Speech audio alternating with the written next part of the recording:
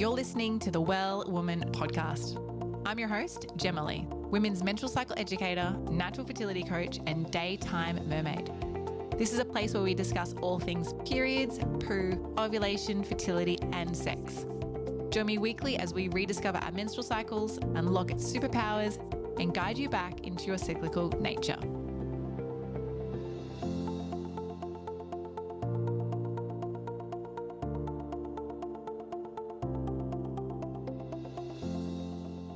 Amanda, welcome back to the show. Thank you. Thanks for having me. It's a privilege, actually. It's very much a privilege, and it's so worth it because you're a bundle of joy. And I'm so excited to have this conversation with you because I really believe for our menstrual series, this is a really great topic for people to hear about from your personal experience and your journey with your own menstrual cycle, and something that I feel like some people might not know enough about. So let's kick it off, and let me ask you, how are you feeling today? Like, how are you checking in? Yeah, I'm feeling good. I'm feeling like this seasonal, spring, joyous, energized vibe at the moment, which I feel like I was really missing for a couple of months there. So yeah, I'm feeling good. Thanks, Jema. Beautiful. And if you can't visually see this, Amanda's wearing the most beautiful, colorful jumper I think I've ever seen in my whole life. And so it's very springy. It's like a spring jumper, that's for sure. I love it. I'm like, I want to be like, where did you buy this thing? Is it from Australia? Mm-hmm. It's on special right now. There you go. We could be twinning. Yes, spring vibes. Well, thank you for bringing your spring vibes to us to talk about menstruation and the menstrual cycle. And I think it'd be great for people who haven't listened to your first episode with me and on the show. Can you just share a little bit about who you are and how you got into this world of what it is that you do without me giving it away? Yeah, sure. Okay, so my name's Amanda. You can call me Mandy if you like. I have a business called Shine From Within, which is in its 11th year now, and it supports teenagers and trains youth mentors to be great mentors and build beautiful businesses and communities for the youth wherever they are in the world. So I love it. I love working with young people. Yeah, and I'm cisgendered. My pronouns are she, they. What else can I tell you? I love that. Not everybody even says that.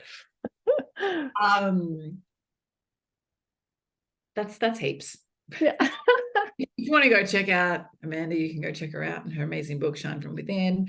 All the links will be in the show notes. But let's talk about menstruation. And you're such a beautiful person in the realm of teens, or you're a beautiful person anyway, but in the realm of teens and teen support, and we spoke about this in your last episode with us, that menarche is a really confronting, sometimes confusing, sometimes really abrupt, sometimes uncomfortable situation. So I'd love to know, what was your journey into menarche like? What do you remember about your first period, if you do remember anything? And does anything stand out from you in that time of that becoming a menstruate at that stage in your life? Yes. Okay, so for me, I got my period really quite late and developed really late. So I just remember feeling like, why am I so behind? You know, why aren't I a woman yet? Those sorts of things. Feeling really feeling inadequate almost. Yeah. I remember even boys being like, you're so flat, you know, because they're so lovely, boys at school. Especially the era that we grew up in, aren't they ever? Yeah. Jerks. But I don't actually remember. I've been thinking about this, and I even texted my mum this morning. So I was like, do you remember when I actually got my period? And I said, I think it was really quite late. And she said, I don't remember. So it wasn't anything too traumatic for me actually getting my period, but what it brought with it, you know, the hormonal changes, and I had quite bad skin. I remember that just being a really big focus for me. Like, it was really upsetting for me. And I remember mum taking me to the doctors and to dermatologists and having chemical peels and microdermabrasion and all this stuff that a teenager should not be having, I don't think. There's a lot I wish we had more information about back then, rather than kind of attacking the body and my skin for what it was going through, and just kind of nurturing it and being a bit gentle would have been a nice approach. But we just did what was advised to us, and eventually I did go on the pill because of my skin, and it cleared up my skin and I got boobs, and I was like, this is awesome. I'm a woman. I have my skin. And isn't, oh God, this is such an interesting topic around feeling comfortable in your body whilst you're going through dramatic changes. I'm very similar to you. I was a late bloomer. I got my period at 15 and a half. I've shared in another episode that like my dad wouldn't let me shave my legs until I got my period. So I was just like, come on, just hurry up, period, so I could just, I didn't care about menstruating. I was like, finally, I can shave my legs like with all my other cool friends, How different times would be now about shaving legs with how people like embrace their hair everywhere. And but yeah, very interesting, exploring the changes and the shifts in your body, because it's such a big change. Yeah. Like a really big change, especially what you mentioned about skin and feeling uncomfortable in your skin. So what did you learn through that process that then led you to the pill? And then how long were you on the hormonal contraceptive pill for? Yeah, I was on the pill right up until I was about 24, I think. And that's when I was diagnosed with stage 4 Hodgkin's lymphoma. So I then spent a couple of years fighting that cancer, and I came off the pill at that point, I think, but was put on something else when I eventually did have chemotherapy. And I remember taking something to stop my cycle during that period of time. So I don't think I ever really had a natural cycle at all, because after going through all of that, I didn't have a cycle afterwards. So I feel like I've never had that experience, which makes me sad. And it's interesting to think back on. And looking back, I just wish there was more information, which I'm so grateful that there is now, and more support for tuning into your own body, trusting your body, nurturing your body, all of those things. And it was actually one of the reasons I did start Shine From Within, because after I went through that whole process of surviving cancer, I got to the end of it and went, there's so much I wish I knew beforehand. And this stuff around the cycles, and it's definitely part of that, just understanding that our bodies are pretty amazing, and we can look after them before attacking them to get the results that we're kind of looking for. Yeah. Really beautiful. Thank you for sharing so vulnerably and openly. It's general society would say that, well, you only don't experience a period if you're pregnant, breastfeeding, or you've been through menopause. And I think it's really beautiful for you to share. So thank you for sharing so far, that what it's like to be a woman of a menstrual age and to not be a menstruator, and what that brings up for you in the sense of being a woman, but also that experience of the transition. Is there anything you feel called to share on about that and what you've learned through that process? Yeah, there was definitely a period of grief there that still pops up every now and then, being in my 30s, not having a cycle. And there have been different stages through that too, I think, where I did then go and take some natural estrogen and progesterone and things like that to get a bit of a cycle kind of happening. But I just didn't love it. It was we never quite got the dosages right. I had a wonderful gynecologist and loved getting to work with her and trying to tweak all of that. But it was also super expensive. And it was just a lot to be thinking about every day. And in the end, I just went, you know what, I'm just gonna go with the body that I have and how it is now, and do some things to kind of work on the risks that are associated with that. Like when you go into menopause early, the risks of osteoporosis and things like that. So it's not what most people would do, I don't think, but it feels like the right thing for me at this time to just go, yeah, that's okay. This is just how it is. And even the process of being diagnosed with cancer at 24 and having to go and see a specialist with my partner and to talk about freezing embryos was such a weird thing to go through in quite an early stage of your relationship.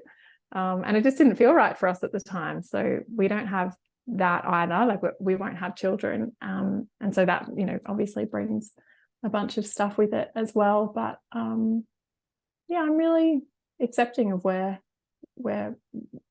my body's capable of, where I'm at.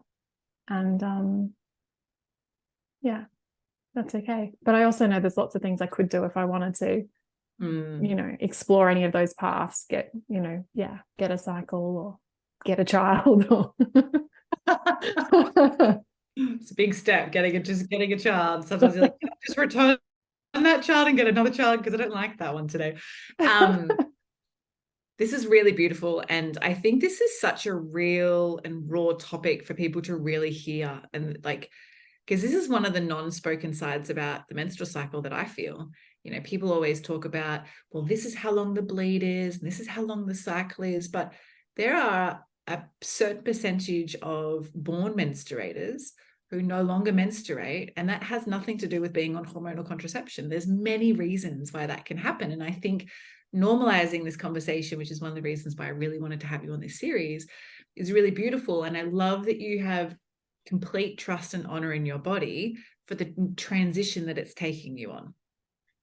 Because like you said, lots of people would potentially reverse that by trying to take all the different stuff, and you've tried that. Wasn't necessarily something that felt aligned for your body or your choices at that moment in your life. And I think it's a great demonstration that just trusting your body and what messages that it gives you. And I can imagine and I've only lived 9 months off hormonal contraception where I haven't had a period before. And that wasn't for pregnancy. That was actually after I came off the pill. I didn't bleed for 9 months. And even then I felt a bit disorientated, didn't really know what was going on. And I could imagine that would be in itself a learning process. Yeah, definitely. Yeah. And, I'm around a lot of people who really do live by their cycle, and it's talked about so much. And so sometimes there's that.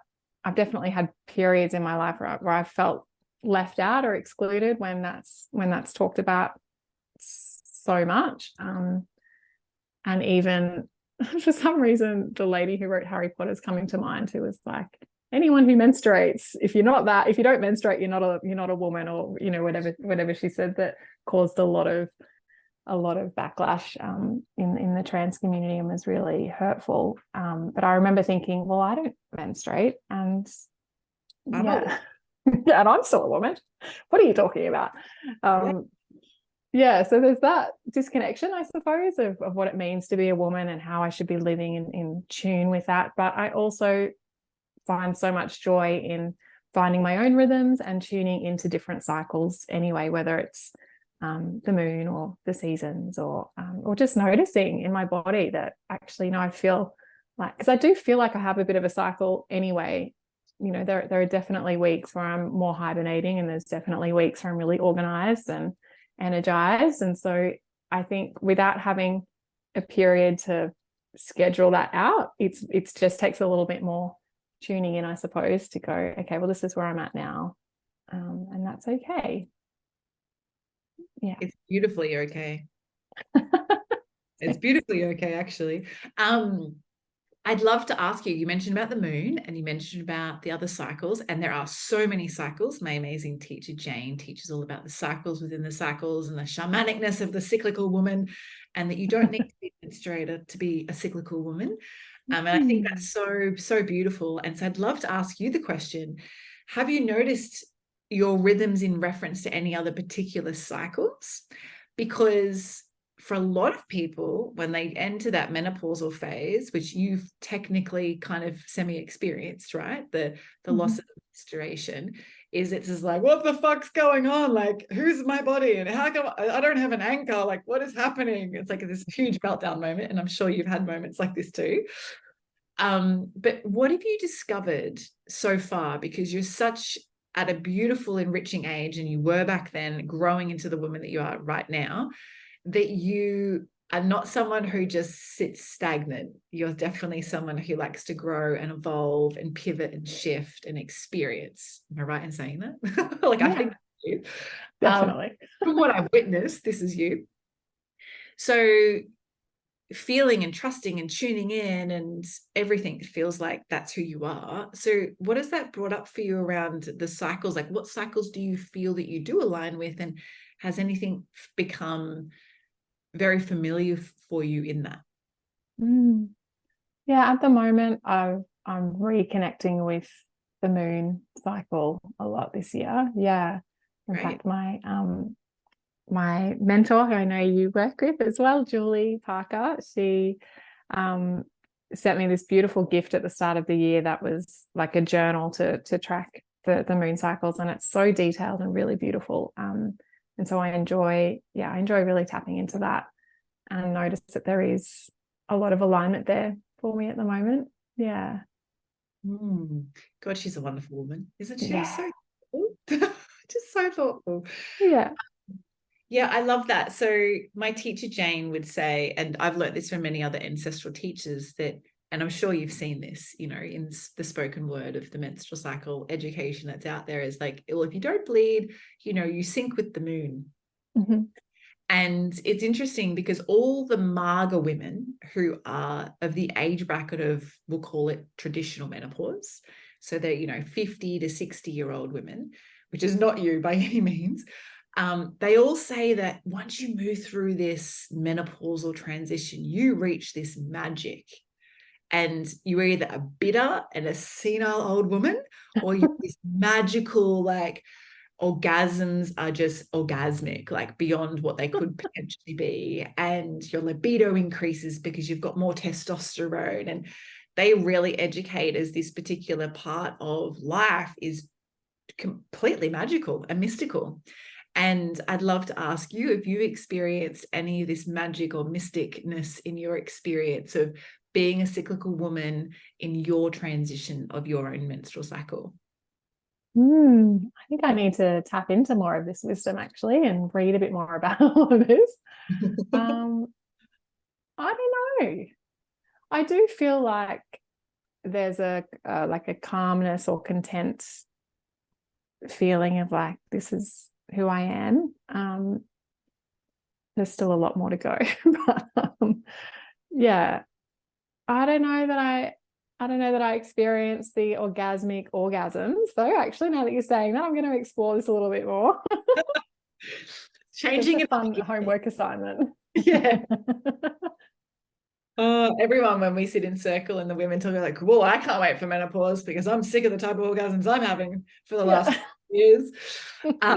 Which is quite funny, like when you hear older women, you know, in their 60s mentioning and joking about this kind of stuff. But yeah, really, it's a great demonstration that these are the kinds of stories that aren't really discussed or heard of. You know, we're really stepping into a world where people are more so talking about how birth can be orgasmic, you know, birthing a baby. But I think it's the same about menarche. Menarche can be a magical experience too, with the right guidance and the right support. And you working with teens, I'm sure you see that too. But it can be true for every single type of our menstrual cycle transitions. And I teach in cyclical school that there's 13 cycle transitions in a cyclical woman's life, and not everybody experiences all 13. And that's okay too. But there's many, and they all have their own intricate little, you know, wisdom pockets, you could say. And I think it's really beautiful for people to hear that not everyone who doesn't menstruate is of old age or is male. And I think it's really beautiful to like be able to witness and express that, because there's so much deep meaning in that. So I'd love to ask you the question, when you have your inward time because I like to refer it as like an outward time and an inward time of any cyclical person's life. Men have this too. My partner has an inward time and it's very cyclical. But when it comes to you having your inward time, even though you don't have the physical bleed of menstruation, like how do you honor your winter? I actually feel like I have quite an extended winter too. I'm so introverted, and so Okay. yeah. Actually, I drew this picture of a sloth on my wall in like a luxurious robe, just to remind me that I can honor the sloth vibes at all time, at any time. I love that. That needs to be print on t-shirts. Yes. Okay, that's my next thing. Um, Kickstarter for sloth shirts. yeah. Yeah, first teen inspo cards, now sloth, embracing the sloth. Yeah, I love it. I think for me it's a lot of trust, because I can be quite, I still have that voice that's like, you need to be more productive, you need to be doing more, that sort of thing is still in my head. But I know that whenever I'm in those periods, those moments, that it passes. So just trusting what I feel like doing in that moment. And that can be, like, I think I had a 5-hour nap on Sunday afternoon. Love that. 5 hours. Like that's sometimes more than what most people get in an evening. I know, I was surprised too, and I slept really well that night as well. I thought for sure I've messed up my sleep cycle, but I needed it in that moment.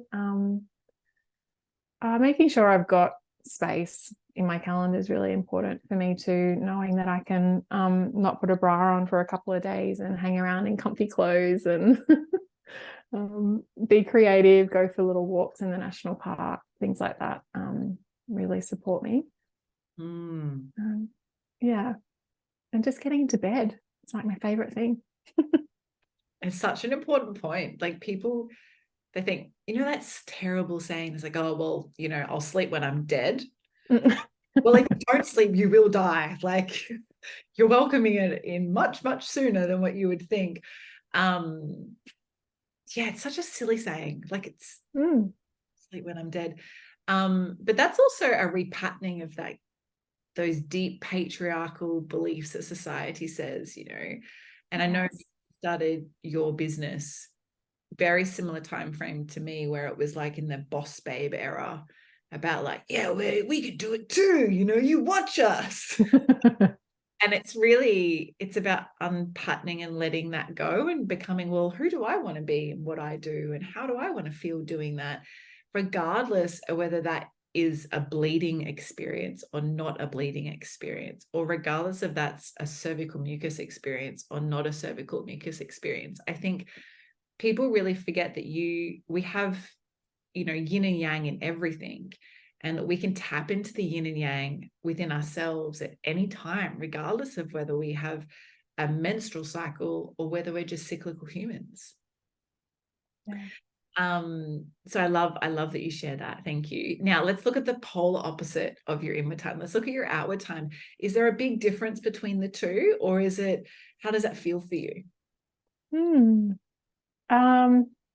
There's a big difference in my head, like of what I think I can achieve and do in that time. When you plan things and think, yeah, future me will be so energized and ready for that. And she never is.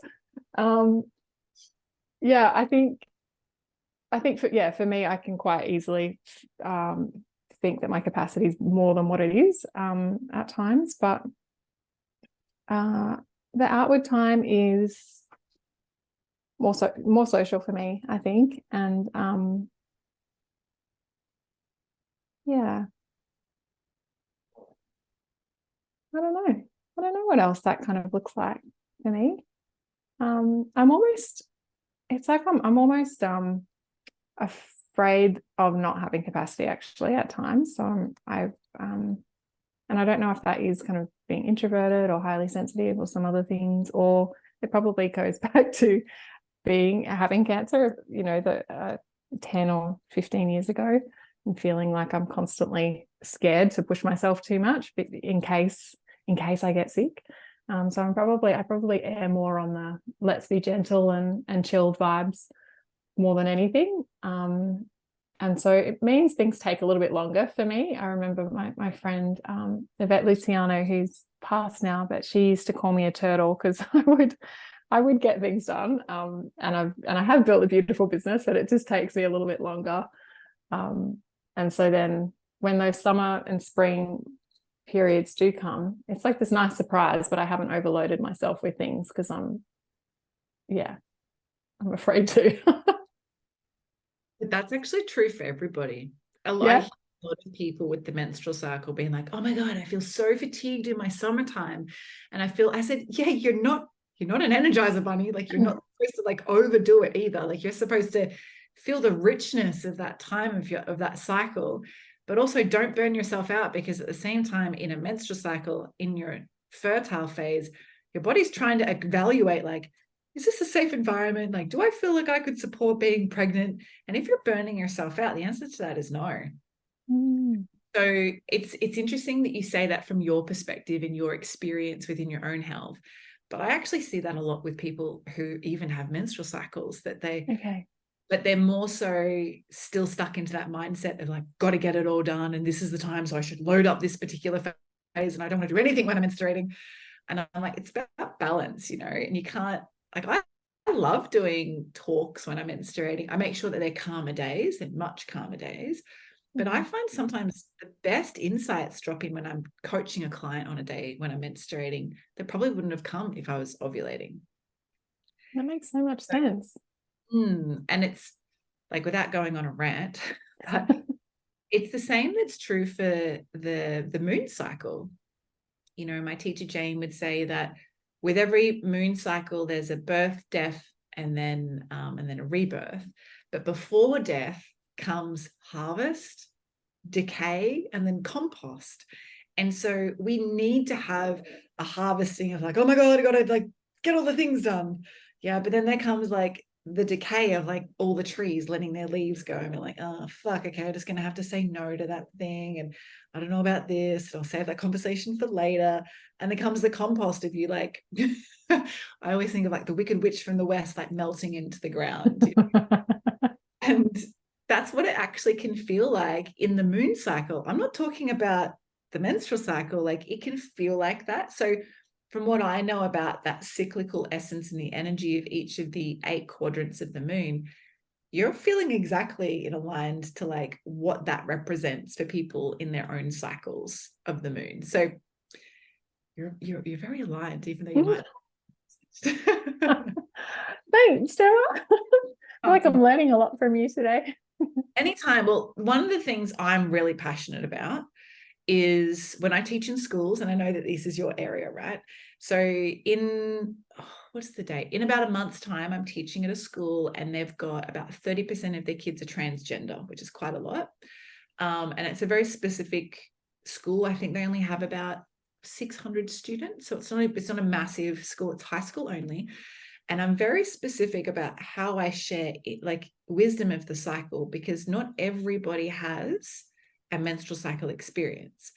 And without going into like the politics and the political health of what's going on with transgender and all the things in teenagers, I think it's just great to witness that sometimes, like me, when I was I'm a born woman and I menstruated, but I still felt boyish. I was still a tomboy at high school, and that's okay too. And if I don't want to identify with being a menstrual cycle cyclical person, I can still identify with being a cyclical person with the planet and the moons and other ways. And I think that's really enriching for people who desire to understand how their fellow menstruators really feel. It's like they can tap into that too. I know that. And what an important space to be holding for those kids. Yay. You know this from working with teens. It comes back to your language and how you present the information. And I just think that for everybody who has the opportunity of listening to this and hearing your personal experiences, that we can't judge someone just because they're a woman or they appear to look like a woman, that they have the same experience as us.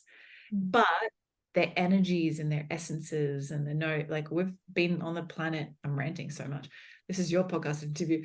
That, you know, we've been on the planet for eons, and we've been living in connection with the nature cycles for tens of thousands of years. And then all of a sudden, for the last revolution of the industrial age, we're like, oh no, we're very different. We're very different to the earth. We need other things. It's like, it's a bit bizarre, don't you think? Definitely. Yeah. Yeah, absolutely. Yeah. Mm. And the young ones, those young whippersnappers are so tuned in, right? Like they're onto it. So yeah, when we can go in and hold that space for discussions and listen too, yeah, it's incredible. And they're really inquisitive. You know, they're so inquisitive. And I always find it's the non-menstruators, or who don't yet have a menstrual experience or aren't menstruating at that particular time. They have way more questions than the people who are menstruating, because they're like, oh, what does that feel like? And can you describe this? And it's so inquisitive. And I encourage adults like that I work with, like, be inquisitive. Like, kids pick their boogers and stare at it, like, look at what's coming out of your bum in the toilet. And, you know, if you are menstruating, like, get in touch with your blood if you have that opportunity, and figure out, and, you know, being, you know, inquisitive about it. And I think that we forget that we can do that with all aspects of ourselves. You know, we can do it with our mind, and we can do it with our hearts, and we can do it with our intuition. And people are just too distracted to do it, I guess. Yeah. Yeah. Yeah. Yeah. There's so much info now, isn't there, that we can tap into, and so many different experiences that we can listen to and watch and absorb, that it can take us away from experiencing our own, can't it? Loving this conversation. I feel like I always feel like I could just chat with you forever. I'd love Keeping to it short, remember. sorry guys, everyone listens, sorry, this is a short episode. I would love to ask, as though we like, oh my god, I can't even talk. I'd love to ask, as we get ready to wrap up, what would you, if you were to relive your experience and move through being a cyclical woman in your 20s, and then realizing that that's not an option for you naturally moving forward, what do you wish you could tell yourself back then that you now know today? So if other people are tuning in and listening to this, and they're like, oh, I'm so glad she said that, because I feel heard, or I feel seen, or oh, that resonates with me. What are the things you wish that version of yourself had have known about being a cyclical woman without a menstrual cycle? The only thing that comes to mind is just trusting your intuition, trusting that whatever feels like the right decision in those moments is perfect, and that there's always more we can learn for ourselves. But having a lot of different people tell you what they think is best can get so confusing. So you know, taking the information that you can and learning as much as you can, but then just trusting your own intuition. There's nothing that I've done along that path that I regret. Yeah, other than probably spending too much time stressing out over different experts' really strong opinions or something like that, and feeling like I'm doing it wrong, you know. But yeah, it's a bit general and broad, sorry. It's don't you ever apologize. It just, what you mentioned just comes back to trusting. Yeah. Like, often we look for the answers when really the answers are within us. And I know that to be true for you. You know, and you're like, it's like, my body knows what it's doing, and I can trust that. Like, do I really need to do this extra stuff too? And that takes trust, but also having a team of support that trusts your decision too. I think, I imagine that would have been a big part of it too. It would have been good, yeah. Rather than flying solo, you know. But thank you so much for speaking to this, and speaking to an experience around the cycle that most people would have no comprehension of, and would really just dismiss as even an experience.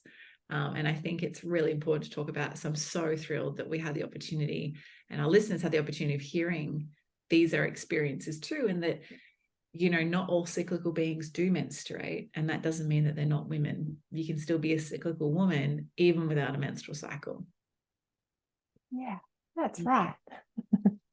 Yeah, what she said. Yeah. Yeah, thank you. Oh. And I know I've said it at the start, and it goes probably without saying, but obviously I'm not an expert in any of this, and it's just been my experience. But yeah, if it's helpful for someone, then yay. So beautiful. Now, how can our listeners find out more about what you do and what you do with teens if they're interested in learning more about you and your journey or your work? Thank you. We've got a website, shinefromwithin.com.au, and spend probably most of our time on socials on Instagram, Shine From Within HQ. We've got a podcast too, the Youth Mentor podcast. So if you're interested in learning more about working with young people specifically on all sorts of topics, then come and check that out. I'll have to interview Jema for that, I think. Before I pop, just make it sure it's before I pop. Unless you're happy with me breastfeeding on call or something, or having a whining child. Yes. But no, I would love that opportunity. Thank you. Yeah. We've got lots of resources at Shine From Within, from school curriculums for teachers to purchase and deliver a flexible 10-week kind of life skills, self-worth sort of program, to our youth mentor training certification. We've got a membership for teens as well, the online academy, and we've just launched our online shop because the teens have been making some products, and so we wanted a space to be able to sell them. So lots of cool stuff. Lots of cool stuff. I love it. You're a go-getter. Thank you so much for sharing, and I'll pop all those links in the show notes. It's been such a privilege and honor to have you share with us in our Menstrual Mini-Series on stories about menstruation. So thank you so much for being here. Welcome. Thanks, Jema.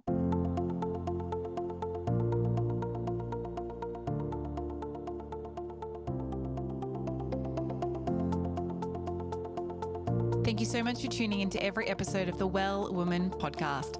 For everything we mentioned in today's episode, you can find this in the show notes over at wellsome.com/podcast. If this episode excited you, please hit follow on Spotify, which means all of my episodes will pop up in your feed weekly so you never miss a weekly drop. I'd love you to leave a review on Apple Podcasts too.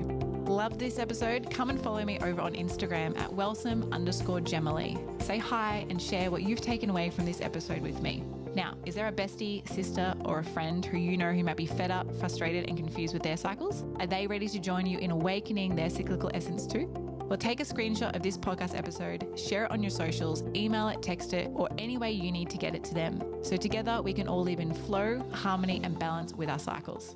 Now, until next time, beautiful, get connected, listen to your body, and remember, body confidence all begins with living in tune with your menstrual cycle.